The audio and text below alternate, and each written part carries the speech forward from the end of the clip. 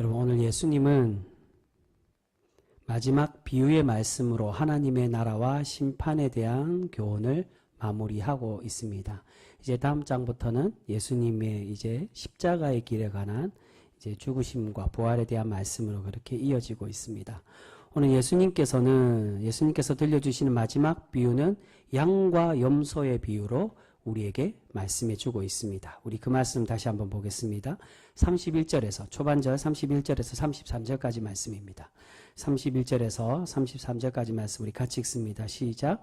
인자가 자기 영광으로 모든 천사와 함께 올 때에 자기 영광의 보좌에 앉으리니 모든 민족을 그 앞에 모으고 각각 구분하기를 목자가 양과 염소를 구분하는 것 같이 하여 양은 그 오른편에 염소는 왼편에 두리라. 아멘.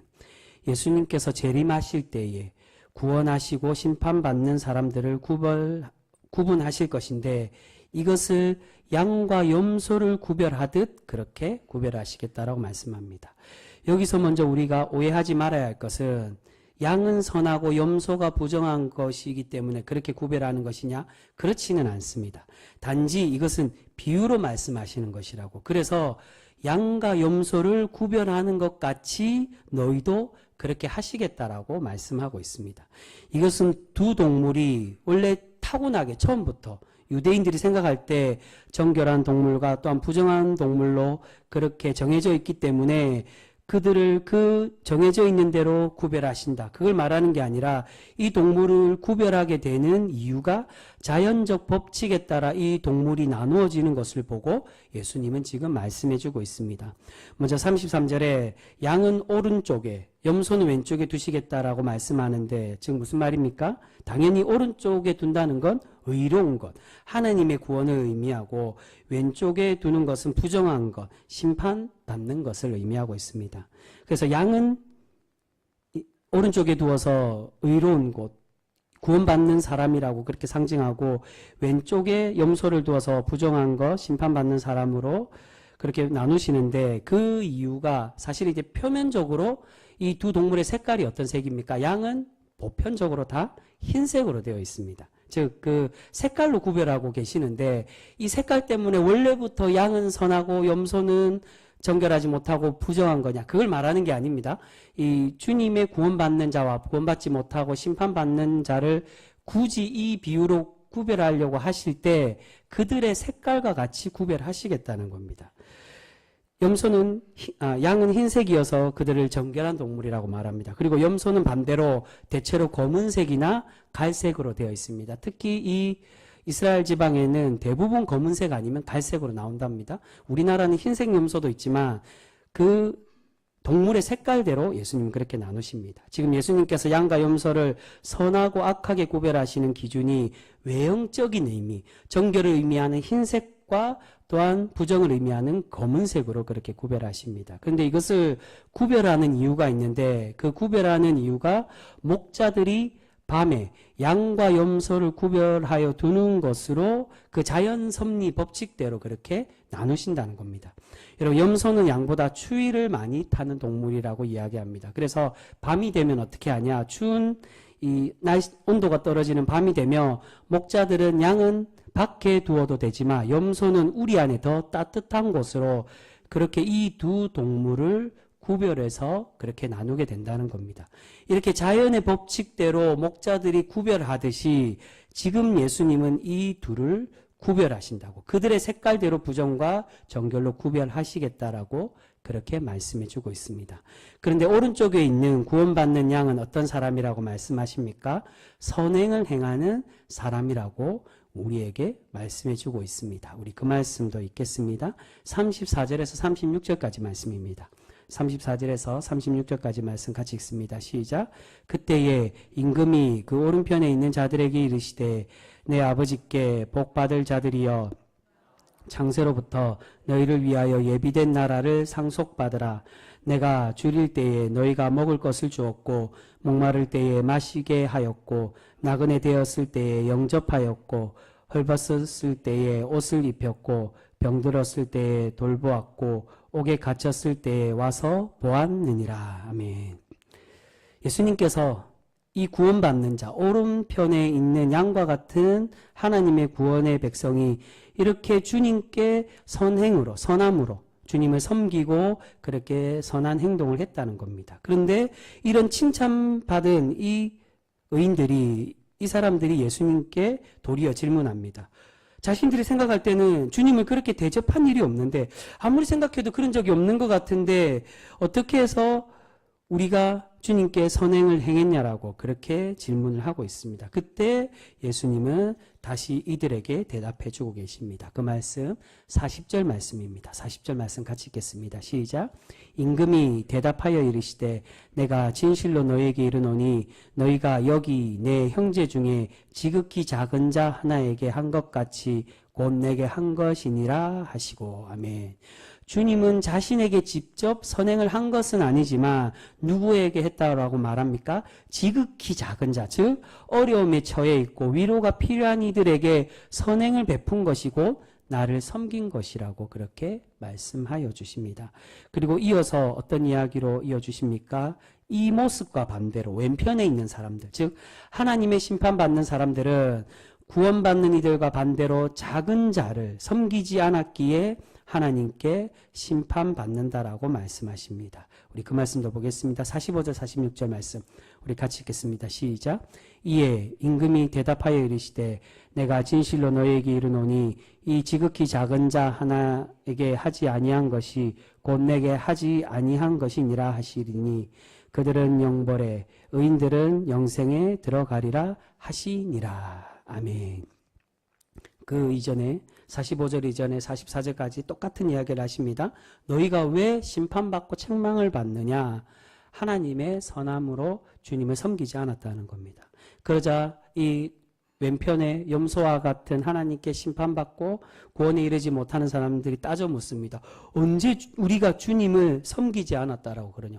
주님이 그런 모습을 보인 적도 없고 우리가 주님을 했는지 안 했는지 주님이 그런 모습을 보인 적이 없는데 우리가 어떻게 해서 안 했다라고 그렇게 말씀하시냐라고 그렇게 주님께 물으니까 어떻게 말씀하고 계십니까? 45절에 너희가 선한 이들과 같이 지극히 작은 자를 섬긴 것이 아니라 도리어 그들을 외면했기에 하나님은 너희를 책망하신다라고 말씀하고 있습니다. 여러분 오늘 예수님은 하나님의 구원받는 사람들과 구원받지 못한 사람들이 어떠한 사람인지를 말씀하여 주고 계십니다. 그것은 우리가 주님께가 아니라 지극히 작은 자, 바로 도움과 위로가 필요한 사람들에게 선행을 행했느냐, 그렇지 않았느냐에 따라 우리 주님은 결정하시겠다라고 말씀하십니다. 근데 이 말씀을 우리가 그냥 표면적으로 보면 우리가 오해를 할 수가 있습니다. 어떤 오해가 생깁니까? 문자적으로 보면 우리가 구원받는 기준이 예수님이 어떤 걸로 얘기하는 것 같습니까? 선행으로. 행위로 구원받는다는 것으로 그렇게 말씀하는 것으로 우리가 오해하기가 쉽다는 겁니다. 하지만 오늘 말씀은 그렇게 우리의 행위를 조건으로 선행을 하는 것으로 구원을 결정하시겠다 그러한 의미로 우리에게 말씀하는 것이 결코 아니라는 겁니다. 여러분 마태복음에서도 분명히 예수님은 값없이 주신 은혜로 말미암아 그 은혜를 믿음으로 우리가 구원받는다라고 말씀해 주십니다. 그렇다면 이 선행에 대한 말씀은 무엇이냐? 바로 사도 바울이 로마서에서 강조하고 있는 것처럼 하나님의 구원받는 백성들의 구원 이후에 어떤 삶을 말한다고요? 열매 맺는 삶, 성화의 삶을 너희가 살아가라고 그렇게 말씀하고 있습니다. 여러분 성령 하나님으로 인한 성화는 구원의 조건은 결코 아닙니다. 단지 구원받은 사람들의 결과, 즉 구원의 뿌리에 젖붙임을 받으면 이게 로마서 11절의 말씀, 젖붙임에 대한 말씀이 나옵니다.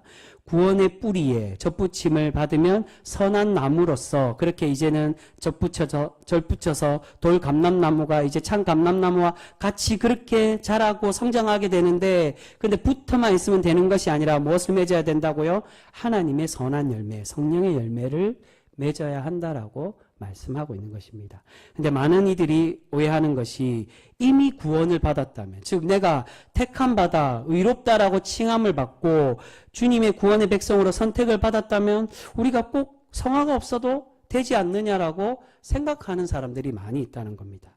우리가 성화의 모습, 열매 맺는 성도가 되도록 노력하는 것은 당연한 것이지만 주님이 우리에게 그렇게 가르치셨기 때문에 참 포도나무가 되라고, 그 포도나무에 많은 열매를 맺으라고 하신 것처럼 열매 맺기 위해서 노력을 해야 되는데 우리가 완전히 다 열매 맺는 삶으로 살아갈 수 있느냐? 연약한 존재에게 살아갈 수 없다라고. 그렇게 열매 맺지 않아도 괜찮지 않느냐라고 생각하는 성도들이 분명히 많이 있다는 거예요. 노력은 하겠지만 열매 없어도 주님 나 용서하시지 않느냐라고 그렇게 오해하고 생각을 한다는 겁니다. 그런데 여러분, 예수님께서 말씀하시는 것이 무엇입니까? 이전에 예수님께서 열매에 대해서 어떻게 말씀하십니까? 열매 맺지 못하는 가지는 결국 그것을 어떻게 하시겠다라고 우리에게 경고합니까? 찍어서 그것을 잘라서 불에 던져 태워버리겠다라고 그렇게 말씀하십니다. 그래서 반드시 하나님의 구원의 백성은 열매를 맺어야 한다라고 말씀합니다. 여러분, 구원의 서정을 말할 때, 구원의 단계를 말합니다. 먼저 칭의를 받고 그 이후에 성화의 단계로 간다라고 우리에게 설명을 합니다. 그런데 이 칭의와 성화는 시간적 순서를 말하는 게 아니라는 것입니다. 동시에 일어나는 것이며 반드시 동시에 일어나기 때문에 이 두 개가 어떻게 된다는 겁니까? 필연적으로 따라와야 된다. 구원받은 백성, 의롭다라고 칭함을 받았다며 그 삶의 결과에 이 사람이 정말 구원받았다라는 것을 우리가 알 수 있도록 무엇을 맺어야 된다고요? 성령의 열매를 반드시 맺어야 된다라고 그것을 말씀하고 있다. 성령의 열매가 우리의 선택 조건이 아니라 우리가 믿지 않는 사람들이 또한 믿는 사람들이 저 사람이 정말 구원받았구나라는 걸 알 수 있기 위해서는 무엇이 필요하다? 성령의 열매의 결과가 있어야 된다는 거예요. 열매가 꼭 조건은 아니지만 열매가 없으면 구원받지 못한다 그걸 말하는 건 아니지만 저 사람이 구원받았구나라고 인정받기 위해서는 성화의 열매, 성령의 열매가 필요하다는 것입니다. 분명 성화가 구원의 조건은 아니지만 구원의 백성이 되었다면 당연히 구원받는 성도의 모습이 나타나야 함을 우리 주님은 말씀하고 있습니다. 오늘 예수님은 열매 맺는 성화의 모습을 강조하고 계시는데 그 모습이 필요한 곳에, 즉 어느 곳에 필요하다라고 말합니까? 어려움을 겪고 있는 이들에게, 하나님의 선행의 실천이 필요한 이들에게 너희가 행하며 그렇게 섬기며 살아가라고 말씀하십니다. 그런데 중요한 것은 예수님께서 말씀하시는 선행이 무엇을 의미합니까? 단순히 유대인들이 이것을 단순히 선행으로만 이야기하며 이전에 유대인들이나 율법주의자, 바리새인들이 행했던 그 적성과 선행이랑 별반 다르지가 않는다는 것. 근데 오늘 우리 주님께서 말씀하시는, 여기서 말씀하시고자 하는 선행은 어떤 걸 말합니까? 진실된 선행. 정말로 그들을 사랑하는 마음을 가지고 진실되게 그들을 섬기고 사랑하며 그렇게 선을 행하라고 우리에게 말씀하는 것입니다. 여러분, 선행은 진실된 마음과 사랑이 없어도 분명히 할 수 있습니다. 그런데 오늘 예수님은 그런 진실함이 없는 이전에 바리새인들이 했던 그런 가식적인 선행을 말하는 것이 아니라 정말로 불쌍히 여기고 어려움을 겪고 있는 이들을 불쌍히 여기고 사랑하며 행하는 성화의 모습을 우리에게 요구하고 계시는 것입니다. 그래서 이웃을 사랑하면 결국 이것이 누구를 사랑하는 것과 같다는 것입니까? 바로 주님을 섬기고 주님께 한 것과, 즉 하나님을 사랑하는 것과 같다라고 말씀하고 있습니다. 여러분, 이웃을 위해서 이웃을 사랑하고 섬기는 것에 이것이 하나님께 한 것처럼 이어지기 위해서는 무엇이 필요하겠습니까? 당연히 그 중심에 사랑이 있어야 된다는 겁니다. 가식적으로 하고 외형적으로 하고 내가 단순히 구원받기 위해 열매 맺는 삶이라고 인정받기 위해 그냥 적선하듯이 한다면 그것이 하나님이 사랑하는 것으로 하나님께서 그렇게 우리의 행동을 보고 느끼시며 그렇게 칭찬하시겠습니까? 그렇지가 않다는 겁니다. 우리의 선행에 진정으로 하나님이 인정하시고 우리를 칭찬하는 이유는 그 선행의 행동의 중심에 그들을 정말로 사랑하여서 섬기는 마음이 있을 때 이것이 하나님을 사랑하는 것이라고. 바로 오늘 말씀은 너희가 하나님 사랑과 이웃 사랑, 예수님을 통해 예수님이 말씀하시는 율법의 완성인 하나님 사랑과 이웃 사랑을 우리가 실천하며 행하며 살아가라고 우리에게 말씀해 주고 있습니다. 여러분, 지금 예수님은 이 양과 염소의 비유를 들어주시며 우리에게 말씀하는 이 비유를 들려주시는 이유가 있습니다. 그것이 무엇이겠습니까? 그것은 우리에게 질문하고 계시는 것입니다. 너희는 과연 어느 쪽에 있는 사람이냐고. 너희는 오른쪽에 양과 같은 사람인지 아니면 왼쪽에 염소와 같은 사람인지 너희는 결정하라고 우리에게 말씀하고 있습니다. 사랑하는 성도 여러분, 우리는 과연 어느 쪽에 있는 사람입니까?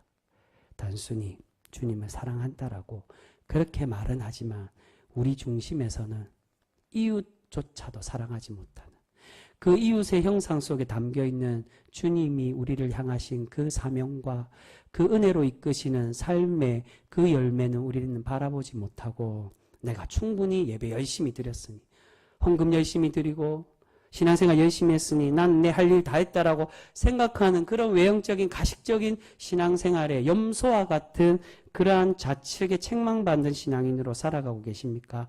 아니면 정말로 내가 주님을 사랑한다라고 주님을 향한 종교행위 신앙만 하는 것이 아니라 주님이 우리에게 진정을 원하시는 것, 하나님을 사랑하고 이웃을 사랑하라는 그 말씀대로 우리가 이웃을 먼저 섬겨 이웃 속에 있는 하나님의 형상을 발견하고 이웃을 사랑하여 하나님을 진정으로 사랑하는 그 모습으로 살아가는 오른쪽의 양과 같은 그러한 성도의 모습으로 혹여 살아가고 계십니까? 여러분, 보네포 목사님이 주님의 교회를 이야기할 때 우리에게 그렇게 얘기합니다. 주님이 기뻐하시는 참된 교회는 타자를 위한 교회라고 말합니다. 하나님께서 기뻐하시고 참된 교회라고 인정하는 교회는 나의 욕심을 채우고 나를 위한 교회가 아니라 남을 위한 교회, 타인을 위해 희생하고 헌신하는 교회가 바로 하나님의 참된 교회라고 말씀합니다. 여러분, 왜 그럴까요? 왜 꼭 타인을 위해서 헌신하는 교회가 되어야 하는 것입니까? 그것은 바로 주님이 어떻게 사셨기 때문이라는 겁니까? 주님이 먼저 타인을 위해, 자신을 위해서가 아니라 정말 주님이 자신을 위해 살았다면, 자신의 영광을 위해, 자신의 영화롭고 거룩함을 위해 살았다면 결코 죽지 않으려고 하셨을 것입니다. 그런데 자신의 모든 생명을 내어놓으시고 죽기까지 그렇게 십자가에 달리신 이유가 무엇 때문입니까? 바로 우리를 사랑하셔서 남을 위해, 우리를 위해, 타인을 위해, 교회의 공동체, 제자 공동체인 그 제자들을 살리기 위해 자신을 내려놓으심으로 그렇게 타인을 위해 산 모습으로 살아가셨기에 주님이 기뻐 받으시고 주님이 참된 구원이 있는 교회는 그렇게 우리가 주님의 모습을 닮아 서로 섬기고 사랑하고 자신을 낮추는 교회가 되어야 한다라고 우리에게 말씀합니다.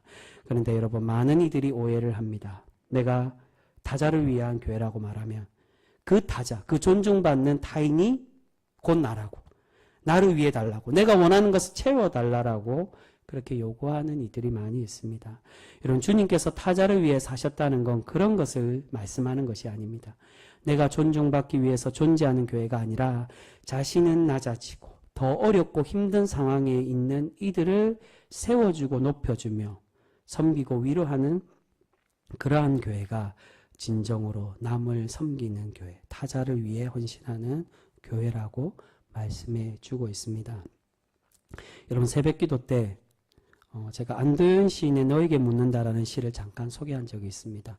대부분 못 들으셔서 제가 이 시를 다시 한 번 더 소개를 하려고 하는데, 그 안도현 시의 너에게 묻는다라는 시의 첫 구절에 보면 그러한 시 구절의 내용이 있습니다. 연탄재 함부로 발로 차지 마라. 너는 누구에게 한 번이라도 뜨거운 사람이었느냐. 여러분, 이 말은 다른 이들에게 따뜻하지도 않았고 위로의 자리로 내려가지도 않았으면서 불평하거나 도리어 내가 받기를 바라는 그런 사람이 되어서는 안 된다라고 말하는 것입니다. 사랑하는 성도 여러분, 우리는 과연 주님께서 원하시는 열매 맺는 그러한 양과 같은 사람입니까? 아니면 열매 없는 염소와 같이 심판받는 그러한 사람으로 살아가고 계십니까? 여러분, 마지막 때에 우리 주님은 분명히 우리에게 질문하실 것입니다. 너는 양이냐 염소이냐고. 우리가 그러한 질문을 받을 때 그때 우리가 열매 없는 염소와 같은 사람이 아니라 풍성한 열매를 많이 맺는 양과 같은, 내가 주님을 열심히 섬겼다라고. 그래서 예수님이 그 말씀을 하죠. 귀신을 쫓아내고 방언을 얘기하고 많은 기적을, 그것이 내가 원하는 게 아니라고 하나님의 말씀을 진정으로 실천하는 사람, 그 실천하는 삶이 주님이 율법의 완성으로 무엇이라고 말합니까? 하나님을 사랑하고 이웃을 사랑하라고. 그리고 오늘 말씀에 그 진정한 율법의 완성의 실천이 무엇으로 시작된다라고 말합니까? 이웃에게 먼저, 정말 주님의 위로와 사랑이 필요한 곳에 먼저 행할 때, 그 이웃이 나라고, 주님 내가 그런 대우를 받고 그런 사랑을 받기 원합니다, 그렇게 얘기한 교만한 자가 아니라 나보다 더 어려운 속에 있는 사람들을 사랑하고 섬기며 실천할 때 그 사랑으로 행하는 사람이 하나님을 진정으로 사랑하는 것이라고. 열매 맺는 성화의 삶, 하나님의 성령과 함께 동행하는 삶이라고 우리에게 말씀해 주고 있습니다. 사랑하는 성도 여러분, 오늘 우리 주님은 하나님을 사랑한다며 이웃을 사랑하라고 말씀하십니다. 우리가 주님의 이 말씀에 순종하여 참 구원의 백성답게 성령의 열매를 풍성하게 맺는 그러한 복된 성도 우리 모두가 되실 수 있기를 소망합니다. 여러분, 분명히 말씀드립니다. 우리의 양심과 우리의 삶과 우리의 자리를 돌아봐야 됩니다. 사실 저도 목사지만 분명히 안 될 때도 있습니다. 근데 중요한 건 적어도 우리 마음과 중심에 내가 한 걸음 떼기도 어려운, 내 손을 내밀고 내가 한 걸음 더 나아가기 어려운 때도 분명히 있어요. 그런데 중요한 건 하나님이 우리의 중심을 보시는 분입니다. 혹여 우리 마음에 남을 시기하고 미워하고 질투하고 여전히 버리지 못하는 남을 향한 그런 악한 마음들이 있습니까? 주님은 말씀해, 너희는 열매 맺지 못하는 염소와 같다라고. 이것으로 내가 판단하고 너희들을 심판하고 이것으로 너희의 구원을 결정짓는 건 아니지만, 그러나 하나님의 구원받는 백성은 어떻게 되어야 된다는 겁니까?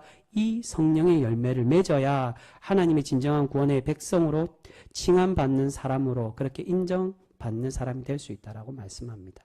조건은 분명히 아닙니다. 그런데 구원의 백성이 되었다며 결과가 나타나야 됩니다. 많은 신앙인들이 그렇게 이야기합니다. 내가 주님을 믿음으로 구원받았다고. 근데 삶을 볼 때 어떻습니까? 구원받지 않는 사람으로 보이는 사람이 너무나도 많습니다. 우리가 같은 신앙인이나 믿지 않는 사람들이 볼 때도 저런 사람이 무슨 하나님을 믿고 구원받는 사람이냐라고 그렇게 조롱거리가 되고 질타받는 사람들이 너무나도 많이 있는 것을 보게 됩니다. 하나님의 영광을 가리는 사람입니다. 하나님의 구원이 쓸데없는 구원과 같고 하나님이 살아계신 하나님으로 만들지 못하는 그렇게 하나님을 욕보이는 사람이 될 수밖에 없습니다. 사랑하는 성도 여러분, 우리가 참되게 주님의 부르심을 받고 의롭게 칭함을 받았다며 그 칭함받은 사람으로 적어도 내가 하나님의 열매를 완성하지 못하고 완전히 풍성히 맺지는 못하더라도 그 열매를 맺기 위해 나를 더 굴복하고 나를 내려놓고 내 마음이 나를 주장하는 삶이 아니라 성령님이 정말로 내 속에 들어오셔서 주님이 내 속에 들어오셔서 그래서 거듭나는 사람은 그런 사람이라고 말씀합니다. 거듭난 성령의 세례 받는 사람이 누구냐? 주님이 내 안에 거하고 내가 주님 안에 거하는 사람. 내가 주님의 가지에 주님의 그 구원의 포도나무에 우리가 접붙임을 받아서 주님의 구원의 열매를 맺는 사람, 그렇게 거듭난 사람이 하나님의 구원의 백성이라고 칭함받을 것이라고 우리에게 말씀해 주고 있습니다. 사랑하는 성도 여러분, 아무쪼록 우리가 그렇게 하나님께 달라붙어 있고 하나님이 내주하시는 그 은혜에 내가 굴복하고 주님이 말씀하시는 그 말씀에 우리가 머릿속에 순종하여서 하나님의 사랑의 열매를 많이 맺는 우리가 복된 성도 모두가 되실 수 있기를 주님의 이름으로 축복합니다. 기도하겠습니다.